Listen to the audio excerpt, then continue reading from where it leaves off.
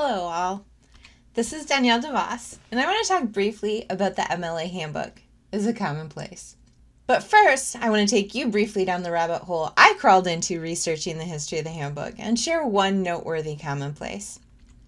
The proceedings of the 1891 PMLA meeting in Washington reveal a conversation about the city and venue of the 1893 conference being planned, as a proposal had been received suggesting Chicago, which, as you may know, was to be hosting the World's Fair in 1893.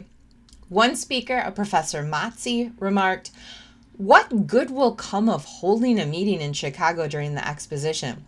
There will be so many things to see, and our members will go to see them rather than listening to the reading of papers. And Chicago is a very hot place during the summer, and a meeting might be depressing on account of the temperature." I don't want to downplay recent field conversations about the holding and hosting and geographical places and politics and budgeting of our meetings. But clearly a disciplinary commonplace is debating where they should be held. To turn to the MLA Handbook, another disciplinary commonplace, and my focus here, the first edition of the handbook was released in 1980. The most recent edition, the 8th, was released in 2016. The 9th edition will be released in a couple of weeks on April 22nd. The handbook began life in 1951 as a style sheet, a 30-page or so guide that was produced by a Professor W.R. Parker as a PMLA project until the late 1960s, when the style guide coordination and production moved to the PMLA headquarters office. The style sheet was a significant part of the PMLA budget, with the treasurer reporting in 1956 on its contributions to the organization's budget. The treasurer also noted its importance for graduate students specifically, and parenthetically noted, quote, "As an editor, I would like to express here the rather sour wish that more of their teachers would read it, too." So another disciplinary commonplace is that we teachers, we professors, we faculty, don't often enough read the handbooks or style guides ourselves. For authors, editorial style serves rhetorical purposes, including anchoring scholarly clout and connections primarily through citation practices, situating authorial labor, showing the research conducted and the work done, providing readers with bibliographic access to source material, and distinguishing between generally known information, boilerplate content, and source-worthy information. Another commonplace, although one that is rather opaque to most of us, I'd suggest is that we all have fairly deep, tacit knowledge about what is boilerplate content. For instance, I've never met a faculty member who penned the plagiarism statement in their syllabus as an original act of individual genius.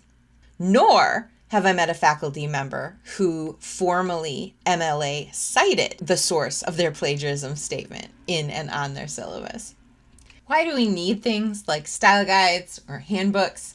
This is a question those of us who work in publishing, editing, do copy editing work, serve as communications directors, are well aware of, including the fact that handbooks provide us regularized, standardized set answers for questions like, should writers use written numbers, alphabetic, like TEN 10, or utilize numerals? Should writers use periods when abbreviating the United States, such as capital U period, capital S period, or should we simply use capital U, capital S? Should page and date series be fully listed as PP 465 489, or truncated like PP 465 89, or 1914 N-1918, or 1914 N-18? Should April 3 be written as April 3 or April 3rd or April 3 superscript RD? Should there be a serial or Oxford comma used? I would argue yes, always yes. Should compound adjectives be hyphenated? What if the initial adjective ends with ly? What author and or source information should be provided within the body text of a document? How should it be formatted for consistency? Two final points I want to make about the MLA Handbook as commonplace is first that its placeness is always historically, culturally, technologically, disciplinarily, and otherwise bound. It's a living commonplace. For instance, and this may feel like a small instance, but it's a significant one, the 7th edition finally did away with underlining, recommending italics instead for journal names and book titles. In her preface, Kathleen Fitzpatrick beautifully articulates the focus of MLA 8, which revised the then 292-page MLA 7 reference book to a lean 145-page handbook. She notes that, quote, change is perhaps the one constant of contemporary academic life, and argues that, quote, documentation is the means through which scholarly conversations are recorded, and the specifics of those conversations matter. Second, and finally, in the conclusion to the preface, Kay Fitz thanks the MLA members, various MLA committees, readers of early drafts, designers, typesetters, printers, and others who contributed to MLA 8. Truly, collaboration across research, writing, editing, printing, and more is a disciplinary commonplace, and I would argue a disciplinary strength.